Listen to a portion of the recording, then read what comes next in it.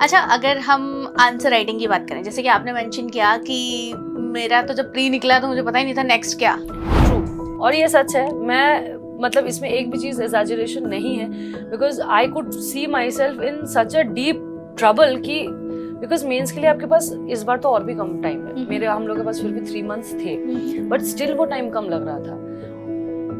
ये था कि मेरा PSIR मैंने थोड़ा सा कंपाइल कर रखा था और मैंने वो पढ़ा था, तो थोड़ा सा था कि ओके आपका एटलीस्ट कंपाइल्ड है, आपको एक बार रीडिंग करनी है और आपको फिर आंसर लिखना है। So coming back to mains का टाइम, उसमें पता है सिर्फ 2 चीजों पे मैंने फोकस की, क्योंकि मुझे लगा शॉर्टेस्ट पॉसिबल रूट यही है जो मुझे हो सकता है कुछ मैं लिख के आ सकूं पेपर में। फर्स्ट चीज मैंने प्रीवियस ईयर क्वेश्चंस देखने लगे कि वो देखो 10 साल के प्रीवियस ईयर क्वेश्चंस देख लो, आपका सिलेबस कंप्लीट करा देगा वो।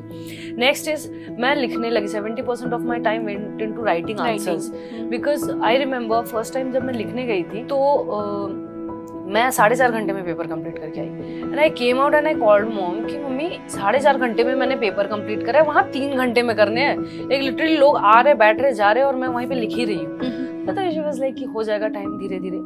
And that was the day and the end, जब हमारा एक्चुअल में एग्जाम था, मैं एक्चुअली सारे क्वेश्चंस अटेम्प्ट करके आई। Other than my PSIR paper 1, उसमें मैंने 10 मार्क्स का एक मेन से क्वेश्चन लाइक मैं लिख नहीं पाई, टाइम नहीं था। बाकी मैंने सारे पेपर कंप्लीट करे। तो आई वुड से कि ये जो डर होता है ना स्टूडेंट्स का कि मैं लिख नहीं पाता या फिर मेंस रेडी नहीं हूँ, बिल्कुल वो ना लिखने से ही जाएगा। वही अगेन वही चीज कि फियर है तो फियर फेस करना पड़ेगा। It is the only way is through.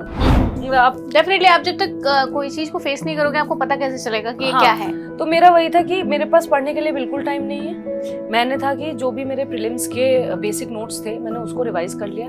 Mains के लिए बुकलेट्स मैंने ले आई जो मेन स्पेसिफिक चीजें होती है। IR गवर्नेंस वाला पोर्शन तो मेरा ऑप्शनली कवर करा दिया था। ऐसे के लिए मैंने एक क्लास ली थी क्योंकि ऐसे लिखने का बिल्कुल भी एक्सपीरियंस नहीं था मेरा, तो मैंने उसके लिए क्लास ली थी। एंड लकीली मुझे ऐसे में अच्छा मार्क्स भी मिल गया। मेरे लिए सबसे अच्छा इन्वेस्टमेंट ये रहा ऐसे का क्लास, ठीक है, बिकॉज मैं इतनी फेयरफुल थी यार। पता है हमारे इंजीनियरिंग वाले बैकग्राउंड वालों को ये दिक्कत हो जाती है, साइंस बैकग्राउंड वालों को भी दिक्कत हो जाती है कि 10 पेज में लिखना क्या है, नहीं लिखना समझ में आता है और आप रिपीट कर लोगे पॉइंट्स, फिर क्या ही होगा, वही वो दे देंगे वैसे ही मार्क्स आपको सच में। तो वो फेयर था, इस वजह से मैंने क्लास ले ली। 15 डेज का क्लास था मेरा। वैसे क्या होगा ठीक है 15 डेज करेंगे। ऐसे मैंने लगभग 10-12 ऐसे लिखे थे मैंने, तो वो एक कॉन्फिडेंस आ गया था कि हाँ मैं ऐसे लिख लूंगी। 10-12 वो हो गए। ऑप्शनल के मैंने 10 टेस्ट दे दिए थे। फिर मेरे जो GS के पेपर्स थे उसके मैंने 16-17 टेस्ट दिए। फिर मैंने एक ओपन टेस्ट भी दे दिया एग्जाम से पहले।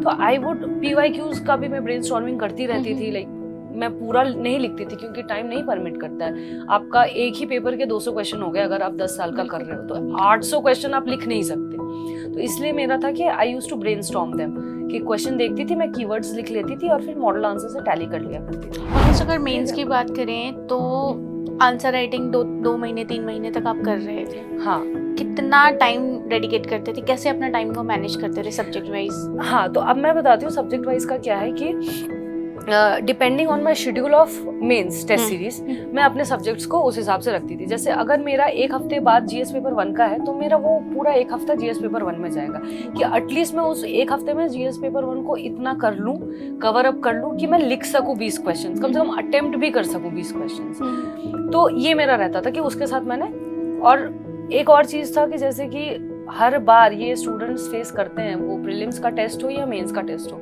सबको यही लगता है कि नहीं यार थोड़ा और पढ़ लेते हैं फिर टेस्ट दे देंगे। ट्रस्ट मी ये थोड़ा और कभी नहीं होता। रीजन बीइंग आप कभी भी फुल प्रिपेयर्ड नहीं होते कि हाँ भाई मैंने सब कुछ कर लिया, फुल प्रिपेयर्ड है, अब जाके टेस्ट देंगे, ये नहीं होता है। तो ना ये इस चक्कर में ना लोग टेस्ट को बहुत डिले करने लगते हैं। बट यहाँ पे आपको रुकना होता है। यहाँ पे आपको ये है कि मैंने पढ़ा ना पढ़ा, जितना भी पढ़ा मैं टेस्ट देके तो आऊंगी आज के दिन, क्योंकि शाम को फिर जब आप बैठते हो ना तो आपको अच्छा लगता है कि कम से कम मैं टेस्ट लिख के तो आई हूँ। वो एक प्रोडक्टिविटी की फील होती है कि यार कुछ तो प्रोडक्टिव किया है, और एक कॉन्फिडेंस भी आता है कि अच्छा मतलब मैंने लिख तो लिया, कम से कम 15 क्वेश्चन हो या 18 क्वेश्चन लिखा तो है।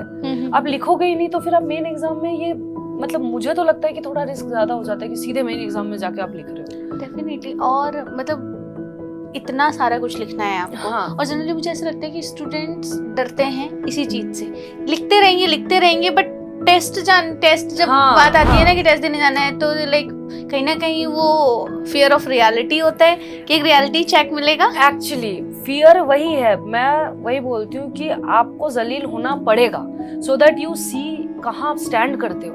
अगर आप यही नहीं देखोगे तो इम्प्रूव कैसे करोगे? कोई बात नहीं, आपका फर्स्ट टेस्ट आपने दे के आया है, आपने 4.5 घंटे में लिखा, इट्स ओके, कोई बात नहीं, ठीक है। आपको 40, 50, 60 मार्क्स आ रहे, कोई बात नहीं, इम्प्रूव, आपको पता तो चला कि आपको रियलिटी क्या अपनी करना, वर्थ हाँ, पता चल रही है वो सेल्फ इवैल्यूएशन नहीं होगा, आप खुद को नहीं फेस कर पाओगे तो कैसे चलेगा? आपको। At least you have to be honest to yourself. See, इस प्रिपरेशन में आपको कोई आके नहीं बोलेगा कि बेटा इतने घंटे पढ़ लो, बेटा जाके टेस्ट दे दो। आपको सेल्फ डिसिप्लिन लाना पड़ेगा, क्योंकि अब स्कूल कॉलेज के तो बच्चे बंदे हैं। बोलेंगे भी तो आपको कितने दिन ही बोलेंगे। हाँ, वही एक टाइम के बाद वो भी हट जाएंगे कि यार छोड़ो, अपना देख लेंगे, और उनको भी तो